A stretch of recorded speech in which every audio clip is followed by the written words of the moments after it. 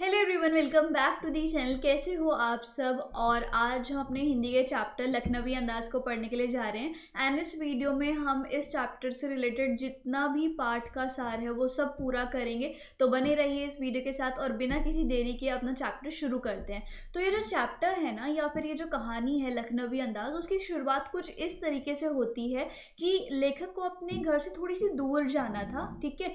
और उनको थोड़ा सा भीड़ से मुक्ति चाहिए थी और अकेलापन वो चाहते थे, ताकि वो अपनी नई कहानी के बारे में सोच सकें, अच्छे से इमेजिन कर सकें। तो उन्हें एकांतवास चाहिए था।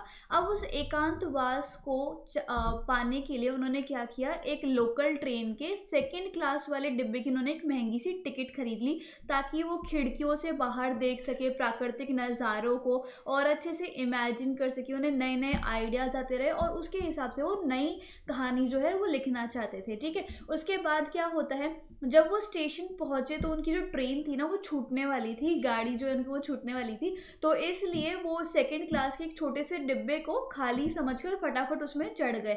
लेकिन जिस डिब्बे को वो खाली समझ रहे थे, एक्चुअल में वो खाली नहीं था, खाली बिल्कुल भी नहीं था। कौन था फिर वहाँ पर पहले से ही एक लखनवी नवाब जो है वो बहुत आराम से बैठे हुए थे। और जैसे हम आलती पालती मार के, जिसको आप चौकड़ी बोलते हो, वो मार के वो बैठे हुए थे आराम से, वो एकांतवास का आनंद ले रहे थे।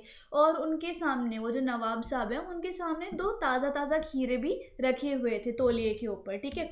फिर क्या होता है, जैसे ही लेखक ने नवाब साहब को देखा तो नवाब साहब बिल्कुल भी खुश नहीं हुए लेखक को देख के। जैसे हमारे सामने कोई आ जाता है तो हम उसको देख के खुश होते हैं कि घर में कोई मेहमान है या फिर कोई भी हमारे रिलेटिव आए हैं। लेकिन जिस भी इंसान को एकांतवास चाहिए, वो चाहता है कि मुझे थोड़ा अकेले में टाइम स्पेंड करना है, और फिर उसका एकांतवास कोई भंग करने के लिए आ जाए तो उसको थोड़ा सा लगता है कि नहीं, मुझे तो अकेला सही रहना था। सो ऐसे ही जब लेखक को देखा नवाब साहब ने, तो उनको बिल्कुल भी खुशी नहीं हुई लेखक को देखकर, क्योंकि उन्हें ऐसा लग रहा था कि अरे, मेरे को तो अकेलापन चाहिए था और वो मेरा अकेलापन अब छिन जाएगा, ठीक है। सो नवाब साहब को बिल्कुल भी खुशी नहीं हुई। और ना ही, जैसे मतलब अगर हम किसी अनजान व्यक्ति से मिलते हैं तो थोड़ी बहुत बातें हो जाती हैं, है ना। लेकिन जैसे ही नवाब साहब ने लेखक को देखा, ना तो वो खुश हुए, ना उनकी कोई रुचि थी कि वो लेखक से बात करे, ठीक है। तो लेखक उनके सामने वाली सीट पे बैठ गए, मतलब नवाब साहब यहाँ पर थे और लेखक यहाँ पर थे, इस तरीके से। उसके बाद क्या हुआ, लेखक खाली बैठे हुए थे और लेखक जो है, उनकी जो इमेजिनेशन करने की आदत है पुरानी, वो इमेजिनेशन करने लग गए, कल्पनाएं करने लग गए, उनकी वो पुरानी आदत थी। इसलिए वो उनके आने से नवाब साहब को होने वाली असुविधा और अनुमान का पता लगाने लग गए। मतलब इमेजिनेशन में वो क्या सोच रहे थे लेखक, कि जैसे मैं आ गया नवाब साहब के आगे और नवाब साहब को एकांत चाहिए था, लेकिन मेरे आने से नवाब साहब का एकांत, अकेलापन जो है वो भंग हो गया, मैंने उनको डिस्टर्ब कर दिया। तो वो उन असुविधाओं के बारे में सोचने लग गए जो नवाब साहब को लेखक के आने से हुई थी, ठीक है। तो वो सोच रहे थे कि शायद नवाब साहब को अकेले सुकून से यात्रा करने की इच्छा थी, इसलिए उन्होंने सेकंड क्लास का टिकट ले लिया होगा, ठीक है। लेकिन अब जो नवाब साहब है, उनको ये देखकर बिल्कुल भी अच्छा नहीं लग रहा था कि जो शहर के सफ़ेद पोश व्यक्ति हैं, सफ़ेद पोश व्यक्ति मतलब कि जो वाइट कॉलर वाले व्यक्ति हैं, वो उनको सेकंड क्लास में सफ़र करते हुए देखें, ठीक है। उनका अकेले में सफ़र अच्छे से बीत जाए, इसलिए उन्होंने 2 खीरे खरीदे होंगे, ऐसी वो इमेजिनेशन कर रहे थे लेखक कि नवाब साहब ऐसे ऐसे सोच रहे होंगे, ठीक है। तो फिर नवाब साहब को बिल्कुल भी अच्छा नहीं लगता कि लेखक आया है, और नवाब साहब को ये भी अच्छा नहीं लगेगा कि कोई शहर का वाइट कॉलर वाला व्यक्ति जो है वो उनको देखेगा, और देखने के बाद उन्हें सेकंड क्लास में सफ़र करता हुआ देखेगा और उनको अकेले में सफ़र उनका अच्छा हो जाए, इसलिए उन्होंने 2 खीरे खरीदे होंगे। लेकिन अब वो सफ़ेद पोश व्यक्ति के सामने वो खीरे कैसे खाएं। तो ये सारी जो इमेजिनेशन है वो लेखक अपने दिमाग में ही कर रहे थे। नवाब साहब गाड़ी की, जो ट्रेन थी उसकी खिड़की के बाहर लगातार देखे जा रहे थे, मतलब कंटिन्यूसली वो देखे जा रहे थे। और लेखक उन्हें थोड़ी ऐसे देखे जा रहा था, मतलब उनको इमेजिन करे जा रहे थे, उनकी तरफ देखे जा रहे थे, उनकी एक्टिविटीज़ को वो ऑब्जर्व कर रहे थे, ठीक है।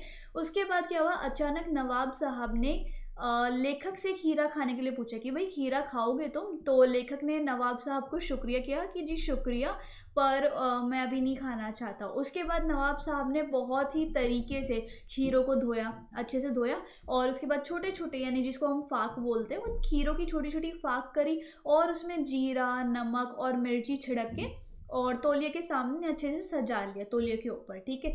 इसके बाद नवाब साहब ने एक बार फिर से लेखक से पूछा कि भाई खाने हैं या नहीं खाने, तो क्योंकि लेखक ने पहले ही मना कर दिया था कि नहीं मुझे नहीं खाने, इस बार उन्होंने अपनी सेल्फ रिस्पेक्ट को बचाने के लिए दोबारा से मना कर दिया कि नहीं मेरा पेट खराब हो सकता है, इसलिए मुझे नहीं खाना खीरा, तो मना कर दिया लेखक ने। लेखक के मना करने के बाद नवाब साहब ने नमक मिर्ची लगे उन खीरों के टुकड़ों को देखा, मतलब वो ऑब्जर्व करने लगे। कौन? नवाब साहब अपने खीरों के टुकड़ों को ऑब्जर्व करने लगे, देखने लगे। फिर खिड़की से बाहर देखकर और एक गहरी सांस ली, ऐसे वाली, ठीक है। फिर क्या हुआ, उसके बाद नवाब साहब ने खीरे की एक फाक या फिर एक टुकड़े को उठाकर होठों तक लेके गए और फाक को सूंघा, ऐसे, ठीक है। और स्वाद के आनंद में नवाब साहब की जो पलकें हैं वो मुंद गई, मुंह में तो जैसे मतलब हम किसी टेस्टी चीज़ को ऐसे लेके आ रहे हैं और नाक के पास लेके आ रहे हैं तो मुंह में ऑब्वियसली पानी आ जाता है ना उसकी खुशबू सूंघ के, तो वैसे ही खीरों की उस खुशबू को सूंघ के नवाब साहब के मुंह में भी पानी आ गया। और पानी आने के बाद उन्होंने वो पानी की घूंट भर ली और नवाब साहब ने जो खीरे के टुकड़े को उस खिड़की से बाहर फेंक दिया। जैसे उनके मुंह में पानी आ गया ना और उन्होंने सटक ली उसकी खुशबू सूंघ के, तो फिर वो जो खीरे का टुकड़ा था वो खाया नहीं, वो बस खिड़की से बाहर फेंक दिया। इसी प्रकार नवाब साहब खीरे के हर टुकड़े को होठों के पास लाते, उसकी खुशबू सूंघते, उसकी खुशबू से जो उनके मुंह में पानी आता वो उसको गटक लेते थे और खीरे के टुकड़ों को बाहर फेंक देते थे। तो ये सब किया उन्होंने।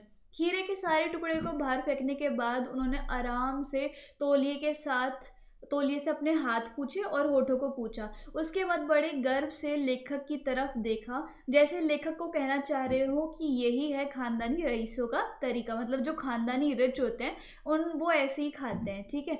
तो ऐसा लगा लेखक को कि वो ऐसे ऐसे कहेंगे जिस हिसाब से वो एक्ट कर रहे थे, समझ रहे हो। उसके बाद नवाब साहब ने खीरे की तैयारी और इस्तेमाल से वो थक गए थे और काटा भी था उन्होंने, तो थक गए थे। तो लेखक ने सोचा अपने दिमाग में क्या सिर्फ खीरे को सूंघकर ही पेट भरा जा सकता है।